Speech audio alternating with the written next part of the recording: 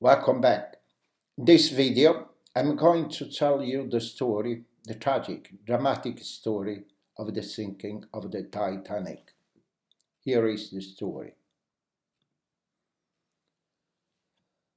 We place absolute confidence in the Titanic. We believe that the boat is unsinkable. Philip Franklin, Vice President of White Star Line, owners of a Titanic. When she set sail across the Atlantic Ocean on her maiden voyage from Southampton, England to New York City on 10 April 1912, the RMS Titanic at 52,310 tons was the largest passenger steamship the world had ever seen. One of the White Star Line shipping company's three sister ships, known as the Olympic-class ocean liners, which also included the Olympic and the Britannic, Titanic was built as the most luxurious ship to operate on the North Atlantic.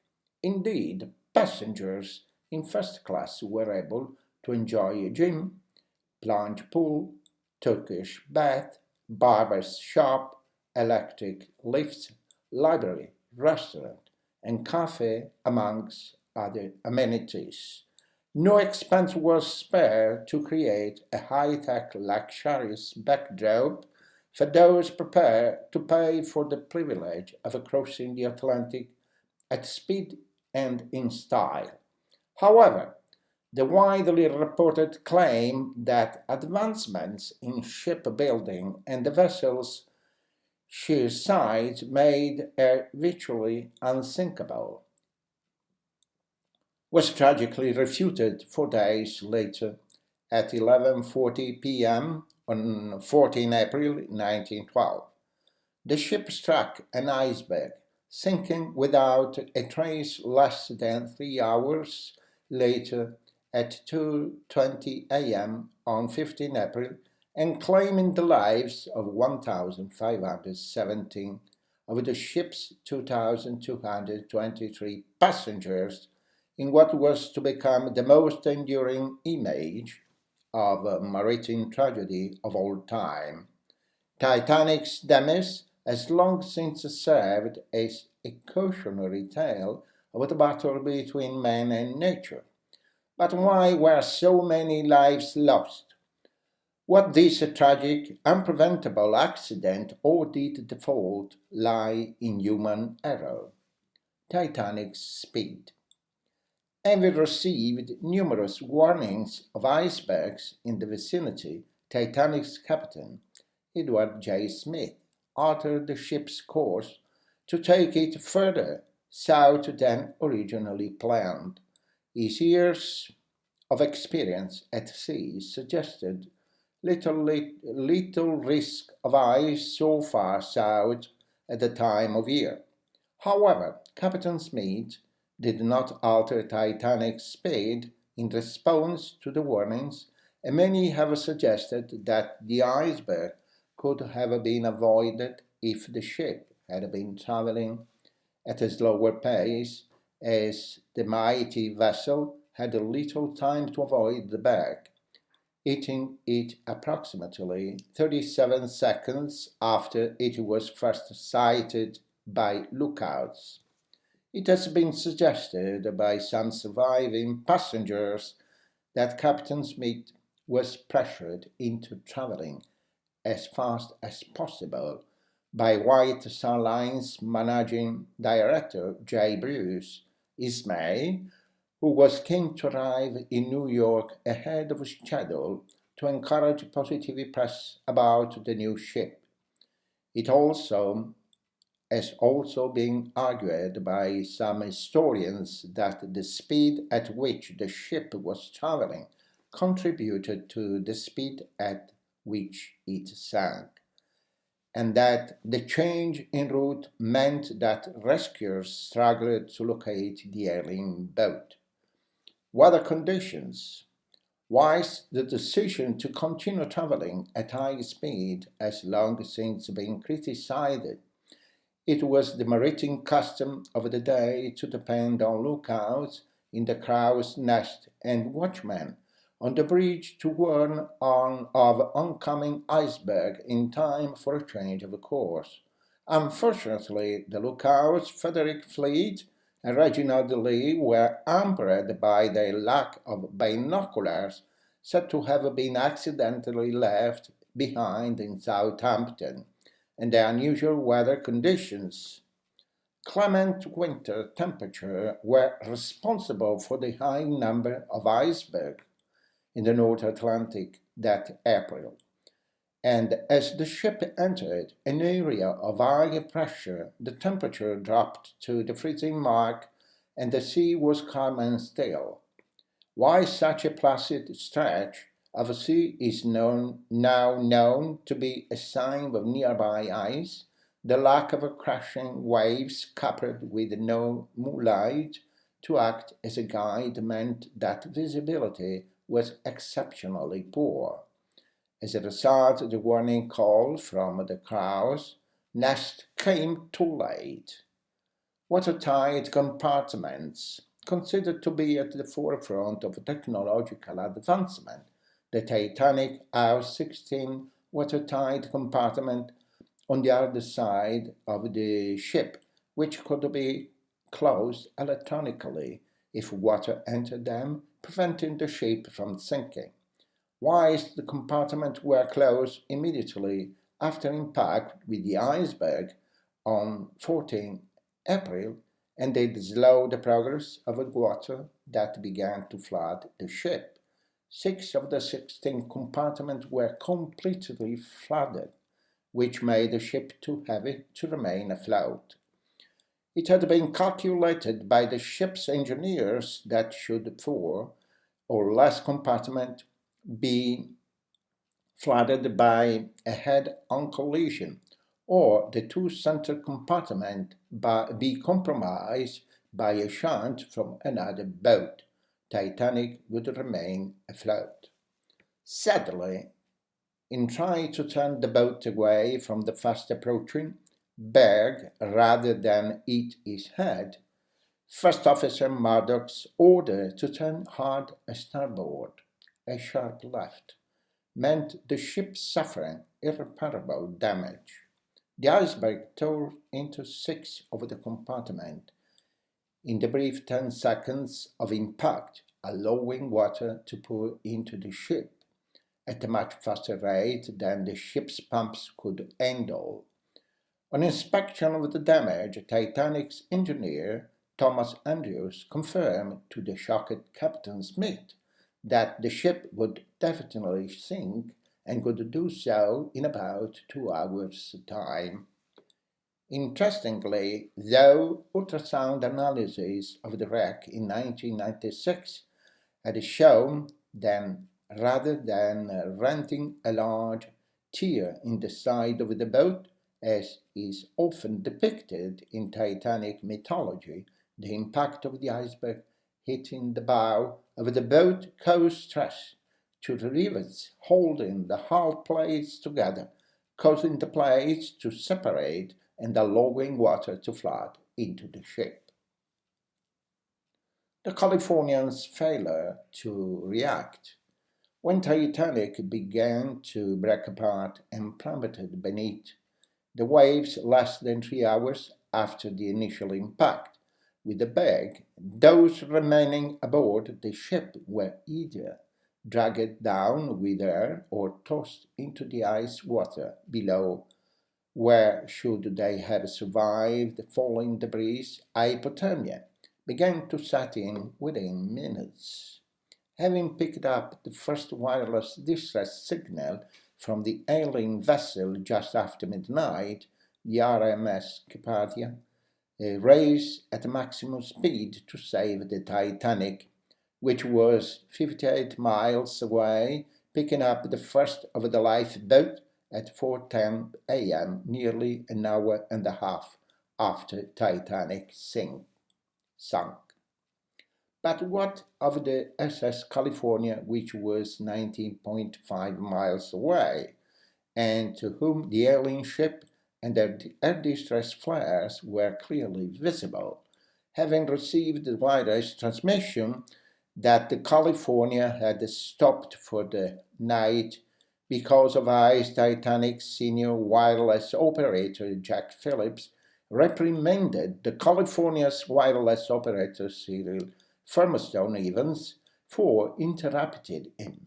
This was because Jack's and his fellow wireless operator were employed first and foremost to provide first-class passengers, message to and from the shore, and that the backlog to transmit so ice warnings were not considered priority.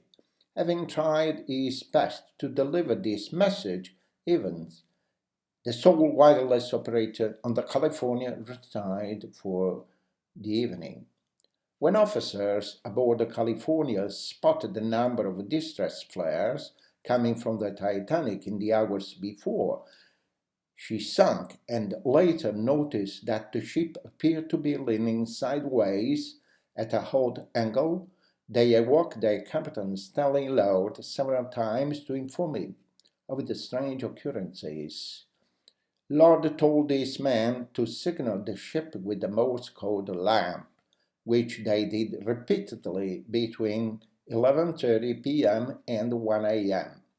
Receiving no response from Titanic, it was later discovered that the lamp used by the California could only be seen at a distance of 4 miles, so it could not have been visible to those aboard the Titanic nearly 20 miles away.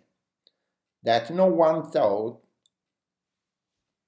to wait the California's wireless operator until 5:30 a.m. That morning was the subject of numerous inquiries after the Titanic sank, since it was only then that Evans was alerted to the loss of the Titanic by a wireless operator on a nearby ship, and the California arrived at the site of the disaster to see that all survivors had long since been rescued by the Carpathia, though no charges of negligence were brought against Lord or his crew. Publicly, he was vilified for the part he played, or rather did not play, in the tragedy. Inadequate lifeboat provision.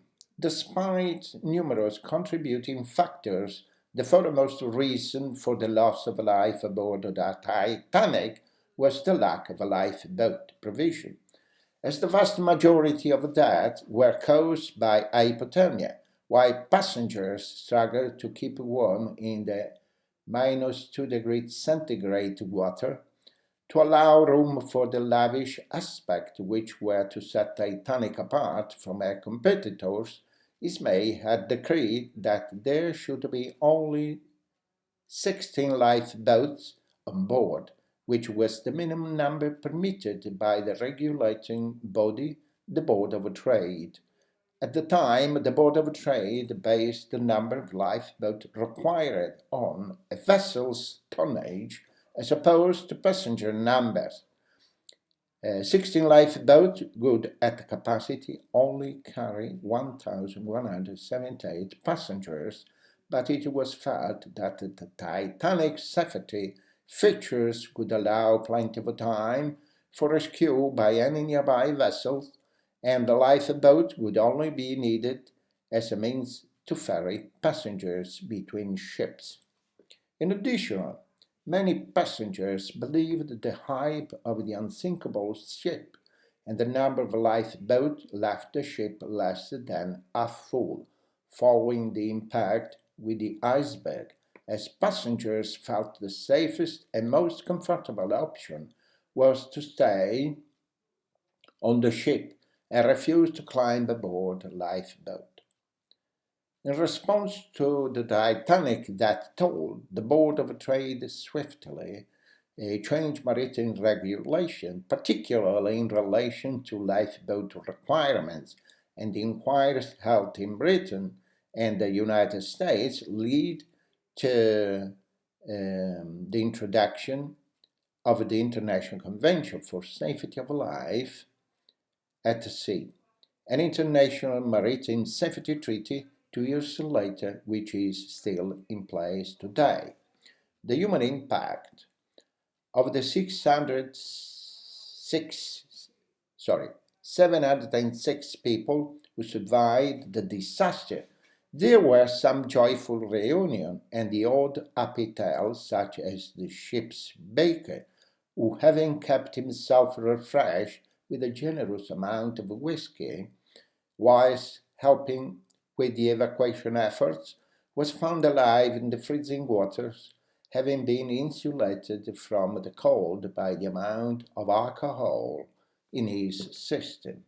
However, though thankful to be alive, many survivors were irrevocably affected by their experiences. Indeed, a number, such as Colonel Archibald Gracie, who provided one of the key accounts of the disaster, never fully recovered from the experience and passed away shortly afterwards. For those who had lost everything of the Titanic, whether it be all their worldly goods, or in the case of the families of lost crew members, their only source of income, the overwhelming tragedy struck a chord with the public and charitable donation poured in. The public's fascination with the tragedy has not waned in the 100 years since the Titanic sank, with the survivors finding themselves becoming minor celebrities. Indeed, one of the surviving stewardesses aboard the Titanic, Violet Jessop, came to public attention when it was discovered that she had the dubious honor of being the only person to endure a similar fate of Titanic's sister ships, Olympic and Britannic, surviving the sinking of the latter in 1916 and the former's collision with the British warship HMS Otway in 1911. Those such as Captain Lord and J. Bruce Ismay, and indeed any men who were said to have boarded lifeboats, leaving women and children behind, had to contend with the blame and criticism of the rest of their lives, as the memory of that fateful evening was rekindled by countless books, television shows, films, and exhibits worldwide. I still remember when I watched for the first time the Titanic film. It happened on a British Airways flight, from London to New York in 1996. It was a terrible experience. Thank you for watching this video. See you in the next video. Bye bye.